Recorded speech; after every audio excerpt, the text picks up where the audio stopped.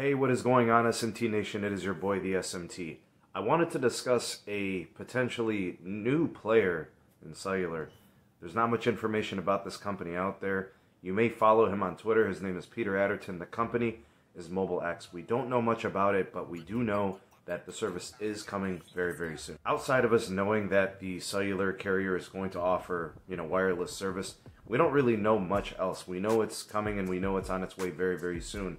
But what exactly does it have to offer that's going to separate it from other providers and other companies that also sell service? So what I want to do in this video is take a look at what MobileX could be, should be, or may want to be. All of that in today's video, and it starts now.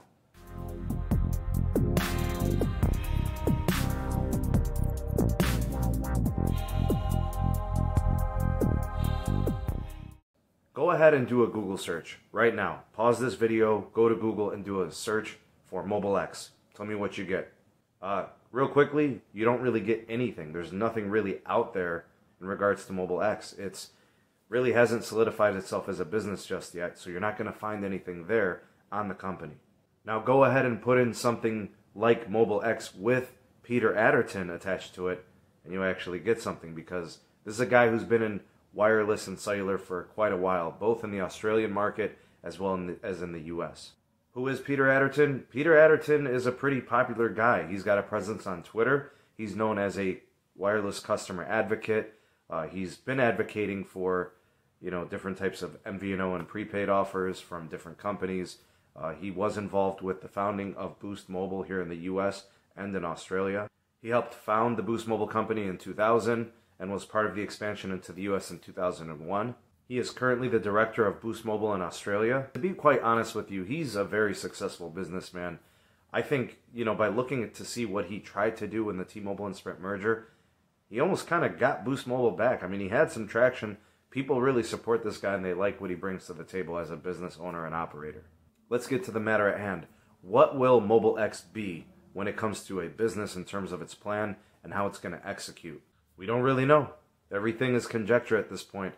All we know is who's behind it and what the name of the business is going to be. So what does MobileX need to be successful as a mobile wireless provider? Obviously, they're going to need network access. I mean, who knows who they're going to utilize? Again, we have no clue. If you follow the Twitter accounts associated with MobileX, whether it's the Australia or the regular account, they even put this as a poll and they asked for people's input. Who should they choose as a network operator? Obviously, they don't own their own, they don't operate their own, so they're going to have one or multiple networks to operate on. They also need a customer demographic. Who are they going to target as their audience? Who are they going to sell their product to? Are they going to target a specific type of customer? Are they going to try to target an unlimited customer? Those that use less data, more data? Who are they looking for here as their target audience?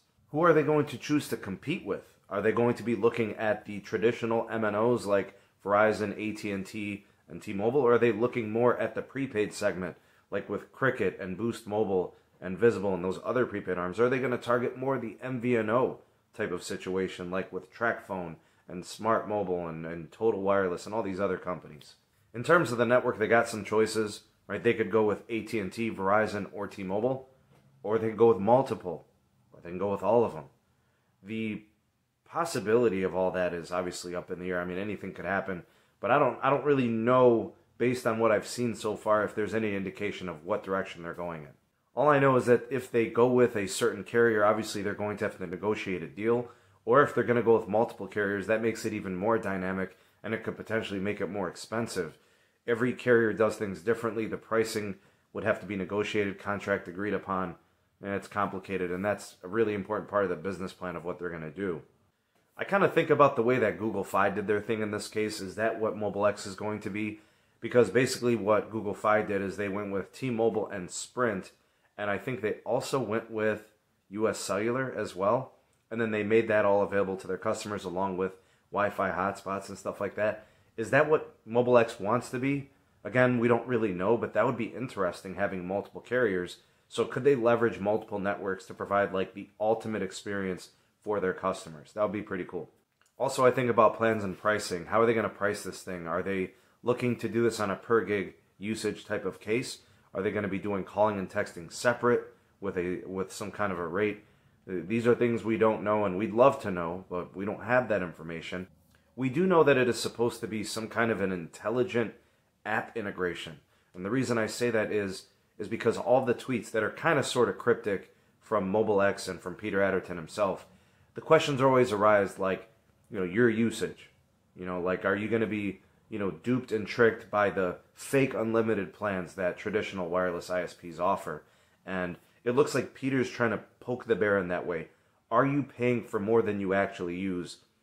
Do you want better pricing and a better plan that's a little bit more tailored to your use case? So basically, if you only use 10 gigs of data, why are you paying for an unlimited plan that would be targeted for someone who maybe uses 50 to 100 gigs of data? You should be able to pay for lesser amounts of data and have a better rate and possibly pay less and not be wasting money on stuff you're not really using. So I'm guessing that possibly the app, whether it's like tracking your usage in real time, it's going to have to be very dynamic, it's going to have to be very responsive, and it's going to be giving you feedback as to what type of plan you should be using or utilizing in terms of your cost, different ways to save money. I think the app might be the key part of this service in telling you what you may or may not need. And as your usage changes, it kind of updates you on that and gives you feedback on what you could do with your plan that could help you save money. I don't know anything about the headquarters. I don't know if it's going to be US based or if they're going to operate in the form of retail space. Are they going to have stores?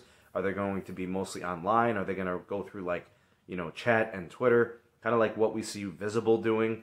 I don't know anything of that, but I would guess that it's a lot cheaper, and obviously you could be a more nimble and responsive company if you stick to a digital platform.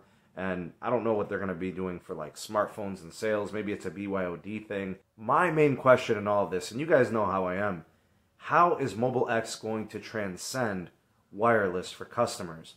How are they going to be a game changer? How is what MobileX does going to be different than all the other providers? Because there are a ton of other companies that are trying to make it in a very saturated marketplace. Obviously, the pricing has to be fair and competitive. People aren't just going to leave another carrier, just because, right? It's going to have to be compelling enough from the bottom line, how much money they're going to spend month to month. What type of features are they going to offer? What type of compelling options do they bring to the table that are going to make people want to switch based on features and plans and different capabilities with the service? How is MobileX going to pull and pry customers away from AT&T, Verizon, and T-Mobile, who have all the market share and all the mind share when it comes to wireless? Are they going to advertise through online platforms? Are they going to advertise through apps? Are they going to advertise on TV? Are they going to do it, via YouTube and other social media platforms? Don't get me wrong, Peter Atterton is a fan favorite of wireless customers. This guy is beloved by so many people. You look at his presence on Twitter and it's well known. You could see it. I just don't know what his plan is. There's too many unknowns, and I don't even know if there's really anything he could do to truly transcend wireless in 2021 with such a mature and saturated marketplace. He's got his work cut out for him, that's for sure. This is definitely going to be an uphill battle for him. There's a lot to overcome, but hey, I don't sleep on the sleeper because they can surprise you. Look at what we've seen in wireless in the past. There have been some people that have come in and really shaken up the game, i.e. John Legere. As of right now, we know that the service will be available early 2021. That's really all we know. And there really only are a couple of cryptic tweets that have been offered from MobileX at their Twitter handle, as well as Peter Atterton. Just some stuff sprinkled in there, so there's not really much known. But I wanted to do this video to share it with you guys to see what you thought. So go ahead, drop me a line in the comment section. I'd love to hear what you have to say. Let me know what you think is going to be the case with MobileX. Let me know if you think it's going to succeed, how you think things will play out. Do you believe in the vision? Do you believe in the platform, the opportunity to come in and disrupt the wireless marketplace? Do you think it's too late to get into the game? Whatever the case may be, go ahead and comment below. Give me your thoughts, your impressions of Peter Atterton and the service, and give me your predictions. Let me know what you think is going to happen and how it's going to play out. Thanks again for tuning in. This is the SMT, and we'll catch you all in the next video. Peace. Thank you for taking this opportunity to watch the SMT YouTube channel. If you appreciated this video, give it a like and a share to all your favorite social media platforms.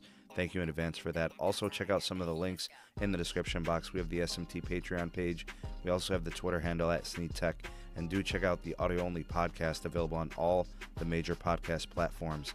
And if you are new and have not subscribed, go ahead and hit that subscribe button and activate the bell notification icon so you never miss an upload from the SMT. We'll catch you on the next video. Peace.